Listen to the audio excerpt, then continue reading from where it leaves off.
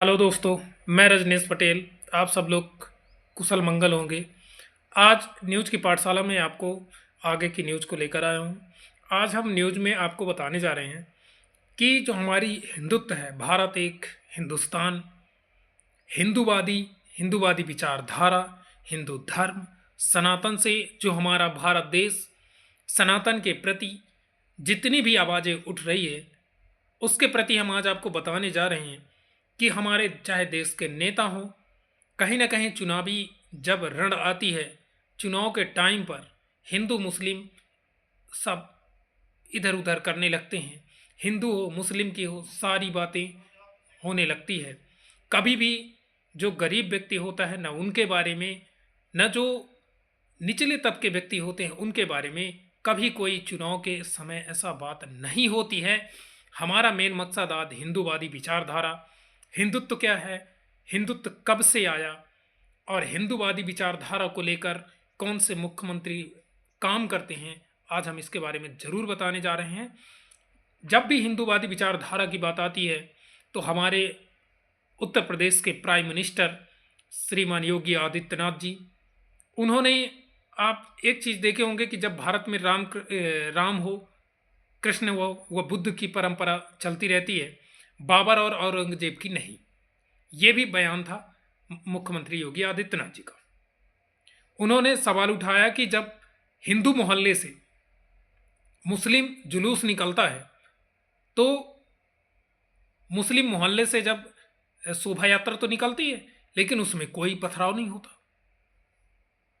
अगर वही उन्हीं के मोहल्ले से मुस्लिम मोहल्ला से निकले तो कुछ न कुछ जो शोभा यात्रा निकलती है हिंदू की, उसमें कुछ न कुछ घटनाएं घटित होती रहती है।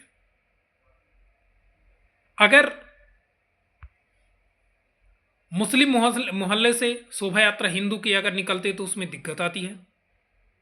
अगर हिंदू मोहल्ले से अगर मुस्लिम शोभा यात्रा निकल सकती है तो हिंदुओं की शोभा यात्रा मुस्लिम मोहल्ले से क्यों नहीं निकल सकती।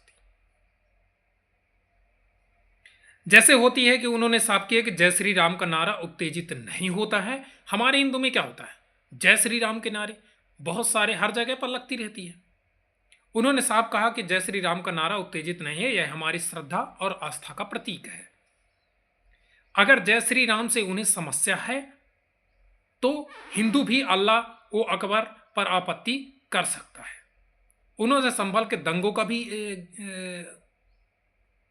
जिज्ञासा किया, बातें रखी। उन्होंने ये भी कहा कि इसकी रिपोर्ट विधानसभा में पेश होगी, संभल की जो रिपोर्ट थी, तब दूध का दूध और पानी का पानी होगा, इसके दोषियों पर कठोर कार्रवाई होगी। अब ये जो दंगा हमेशा आती रहती है, इसमें कहीं ना कहीं हिंदू मुस्लिम जुड़ा रहता है। लेकिन जब हम सब लोग भारत देश के वासी हैं, कहीं ना कहीं जो हमारी विचारधारा है, इसे हम अपनी एक हमारी हिंदुत्व है, हिंदुत्व विचारधारा में आपने देखा होगा कि जो योगी आदित्यनाथ जी हैं उनका बयान भी आता रहता है। हम आपको बता रहे हैं कि आखिर हिंदू का जो प्रचलन है कब से चला। जैसे आपने देखा होगा जगत गुरु आदि शंकराचार्य, जिन्होंने ईसा पूर्व से 200 साल पहले ही हिंदू धर्म को नया रास्ता दिखाया। भारत में 4 मठों की स्थापना करने वाले आदि शंकराचार्य की जयंती पूरा देश मनाता है, जो सनातन धर्म मना रहा है। बचपन से ही शंकराचार्य का रुझान सन्यासी जीवन की तरफ था, लेकिन उनके माँ नहीं चाहती थी कि वो सन्यासी जीवन अपनाएं।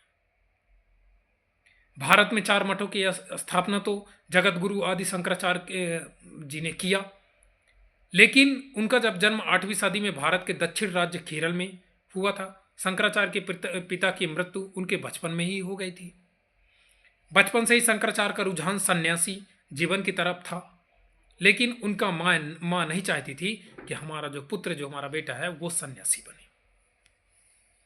कहा जाता है कि 8 साल की उम्र में एक बार शंकराचार्य जी जब अपनी माँ व शिव तारका के साथ नदी में स्नान करने के लिए गए थे, वहां उन्हें मगरमच्छ ने पकड़ लिया था, जिसके बाद शंकराचार्य ने अपनी माँ से कहा कि वो उन्हें सन्यासी बनने की अनुमति दे दे, वरना ये मगरमच्छ उन्हें मार देंगे। जिसके बाद उनकी मां ने उन्हें सन्यासी बनने की अनुमति दे दी। शंकराचार्य का निधन 32 साल की ही उम्र में उत्तराखंड के केदारनाथ में हुआ, लेकिन इससे पहले उन्होंने हिंदू धर्म जैसे जुड़ी कई रूढ़िवादी विचारधाराओं से लेकर बौद्ध और जैन धर्म दर्शन को लेकर कई चर्चा की है, जिसके बाद शंकराचार्य को अद्वैत परंपरा के मठों के मुखिया के लिए प्रयोग की जाने वाली उपाधि माना जाता है। शंकराचार्य हिंदू धर्म में सर्वोच्च धर्म का एक पद है, जो बौद्ध धर्म में दलाई लामा एवं ईसाई धर्म में पोप के बराबर समझा जाता है। उस पद की परंपरा और आदि गुरु शंकराचार्य ने ही शुरू की थी। शंकराचार्य ने सनातन धर्म के प्रचार और प्रतिष्ठा के लिए भारत के 4 क्षेत्रों में 4 मठ स्थापित किए। उन्होंने नाम वाले इस शंकराचार्य पद पर अपने 4 मुख्य शिष्यों को बैठाया, जिसके बाद इन 4 मठों में शंकराचार्य पद को निभाने की शुरुआत हो गई। देश भर में धर्म और अध्यात्म के प्रचार प्रसार के लिए 4 दिशाओं में 4 मठों की स्थापना की गई, जिनका नाम है ओडिशा का गोवर्धन मठ, कर्नाटक का शारदा श्रृंगेरी पीठ, गुजरात का द्वारका पीठ और उत्तराखंड का ज्योतिर्पीठ। इसे जोशी मठ कहा जाता है। आदि शंकराचार्य ने इन 4 मठों में सबसे योग्यतम शिष्यों को मठाधीश बनाने की परंपरा शुरू की थी, जो आज भी प्रचलित है। अब हिंदुत्व की बात करते हैं।